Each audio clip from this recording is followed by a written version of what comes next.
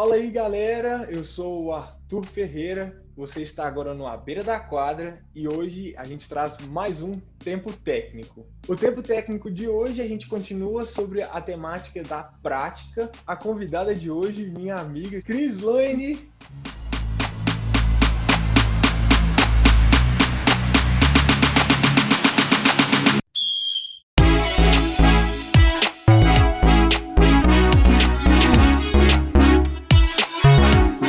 Porque quando se estabiliza o desempenho, a gente assume que formou uma estrutura de controle responsável por todas as demandas referentes à execução daquela habilidade. Então, o que diferiu? Um grupo formou uma estrutura de controle aqui, sob condição de prática sem variação, o outro grupo sob condição de prática de variação. E depois que eles formaram essa estrutura, o que foi feito? A um grupo foi dada a possibilidade de variar essa estrutura, colocar mais informações nessa estrutura, e ao outro grupo não foi dada essa condição. Ele só praticou sob a mesma condição de prática. O que aconteceu? Quando eles foram colocados naquele contexto que para eles parecia uma pegadinha, por que parecia uma pegadinha? Porque eles começavam a praticar, estavam lá tranquilos, interceptando o alvo móvel, mas de repente eles começavam o movimento e a velocidade do alvo aumentava, ou de repente, de forma inesperada, a velocidade do alvo diminuía e mesmo assim eles tinham que interceptá-lo. Quando eles conseguiam manter o desempenho diante dessas mudanças, a gente assumia que houve adaptação. Quem conseguiu mais sucesso no nosso estudo? O grupo que praticou, formou a estrutura de controle praticando de forma aleatória e depois fez constante, ou o grupo que praticou, formou a estrutura de controle praticando de uma forma constante e depois fez de forma aleatória? O grupo que se saiu melhor diante das mudanças foi aquele que praticou de forma constante e depois nós variamos esse ambiente de prática, esse contexto de prática. Isso nos dá indicativo de quê, gente?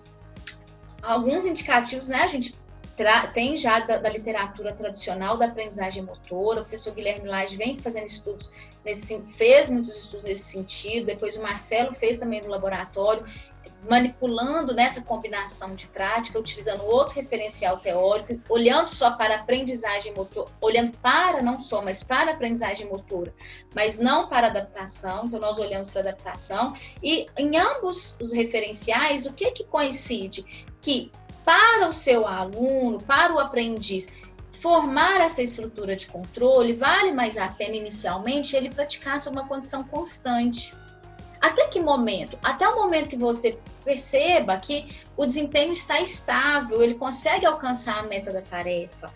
Por quê, gente? Essa prática mais constante permite a formação dessa estrutura de controle e permite também a formação desse padrão de movimento que é o esqueleto da habilidade. Porém, se o seu aluno continua praticando de forma só constante, provavelmente ele vai mostrar um padrão rígido de execução e quando lá no ambiente de imprevisibilidades, que ele precisa modificar o movimento em um intervalo muito curto de tempo, ele vai ter mais dificuldades para fazer isso do que aquele que teve a vivência nesse ambiente rico de experiências, de variações. Nós fizemos isso variando somente a velocidade do alvo, mas uma condição de prática, o que pode ser variado? Talvez o local, a distância, por exemplo, da rede, diferentes alturas. E aí a gente respondeu, né? Quem se adapta melhor? Sabemos que foi aquele grupo que fez uma prática combinada de forma constante, depois aleatória. Como se adapta? Como se adapta, a gente olhou para o tempo para o pico de velocidade do movimento, a gente avaliou também o número de correções na curva de aceleração e a gente avaliou também a atividade eletromiográfica dos músculos deltoides anterior, posterior, bíceps e tríceps, para a gente entender como que o indivíduo controla o movimento. Se a gente olhar só para o desempenho, a gente vai saber quem é melhor em termos de alcance da meta. Mas para a gente entender e explicar como muda, como é o controle, a gente tem que olhar para algumas medidas. Por exemplo, existem outras. Nas tarefas de interceptação alvos móveis, a gente caminhou até aí, cinemática e eletromiografia. Esse pessoal que se sai melhor lá, que consegue corrigir rápido em um intervalo curto de tempo, eles utilizam um mecanismo de controle que a gente chama de controle online ou controle via feedback, predominantemente online. Qual que seria a outra possibilidade de controle? Um controle pré-programado. Esse controle pré-programado, eu observo todas as características do ambiente, eu planejo tudo previamente e eu executo ali, né? Eu não preciso fazer correções durante. Isso é bom para um contexto imprevisível, como durante um jogo de voleibol?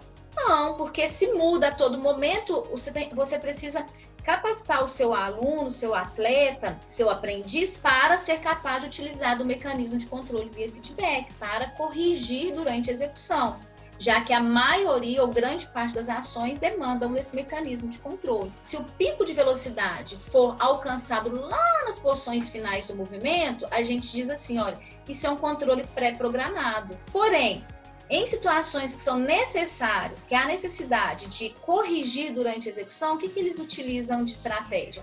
Alcançam o pico de velocidade no início do movimento para sobrar tempo durante a execução para realizar correções. Então, a gente olha para a cinemática, para as curvas de velocidade, a gente vê esse perfil. E quando a gente olha para a curva de aceleração, é comum que diante de um ambiente imprevisível, a gente veja correções, assim, vales e picos na curva de aceleração, mostrando o número de correções. Em tarefa de interceptação alvos móveis, eles conseguem realizar em média, vai parecer estranho, né, na prática, mas é porque a gente faz uma média, 1,5 a 1,6 correções, então está entre 1 e 2 correções nesse intervalo entre 200 e 250 milissegundos de tempo de movimento.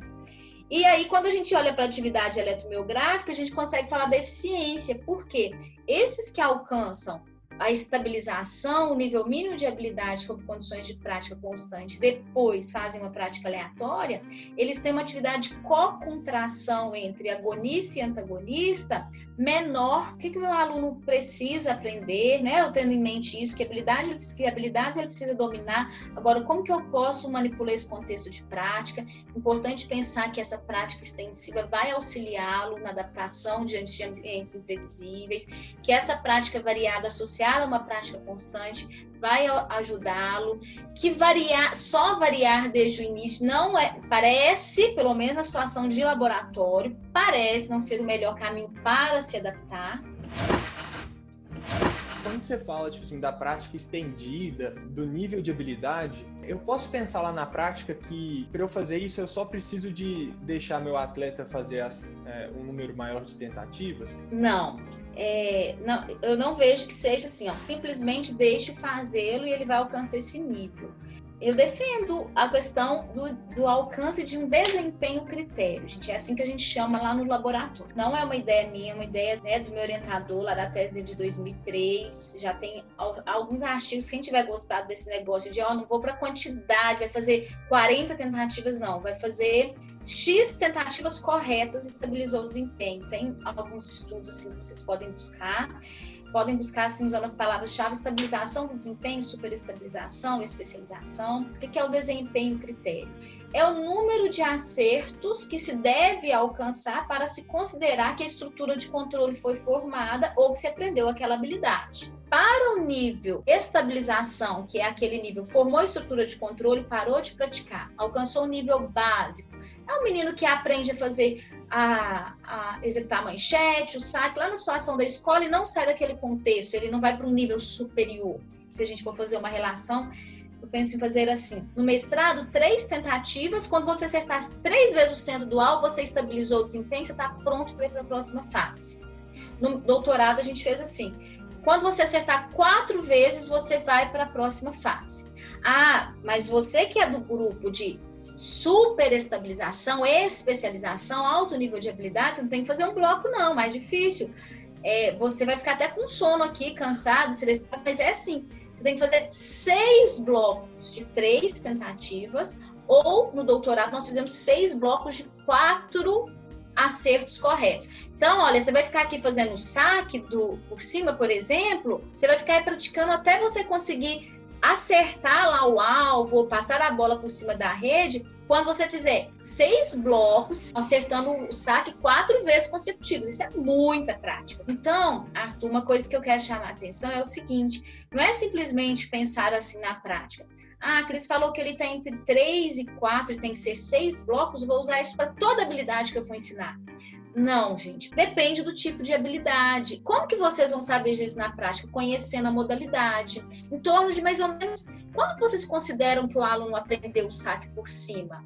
Então, vocês têm uma noção de quantas vezes ele tem que acertar esse alvo para vocês falar, agora ele aprendeu na situação de jogo, vocês falarem, né? Na situação de jogo ele não vai ficar errando o saque toda hora mais não, ele estabilizou o desempenho, ele super estabilizou o desempenho. Então, se vocês perguntarem assim, qual é melhor? Eu estabelecer um número fixo de tentativas ou eu trabalhar com critérios de desempenho? Então, tem que acertar X vezes para eu considerar que aprendeu. Eu considero que critérios de desempenho, porque não é da minha cabeça não, porque o professor Gotani chamou atenção lá em 1995 no seu pós-doutorado, seu relatório de pós-doutorado, falando assim, olha, é individual, esse negócio é individual, não dá para eu falar que o Arthur vai aprender o saque com 70 tentativas e que a Cris vai aprender com 70 também.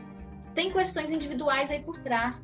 Quando a gente fala para o Arthur, você vai praticar o saque até você acertar 4 vezes consecutivas. A gente fala, Cris, você vai praticar o saque até você acertar 4 vezes consecutivas, e aí eu vou inferir que você aprendeu a tarefa, que você formou uma estrutura de controle para o saque do voleibol. É diferente a quantidade de prática, isso é individual, gente.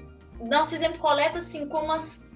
Sei lá, no mestrado eu fiz 40, estou pensando no meu estudo do professor Carlos também, Campos, nós dois coletamos o doutorado juntos, só no doutorado nós fizemos 160 que valeram, porque tem perda amostral aí. Nós já coletamos mais de assim, umas 300 pessoas só nessa tarefa e nunca me chamou atenção repetir a quantidade de tentativa. Isso é muito raro, mostrando que para se aprender, cada um precisa de uma quantidade de prática. Isso não é algo que os estudos tradicionais de aprendizagem motora tratam. Nesses estudos tradicionais, o que se considera é um número fixo, e aí depois vai para os testes de atenção, de transferência.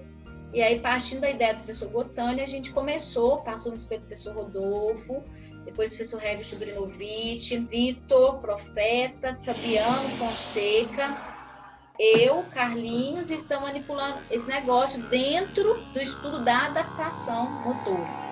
Sensacional, Cris. Por favor, deixa um recado aí para todo mundo. Primeiramente, muito obrigada, pessoal, pela oportunidade, né?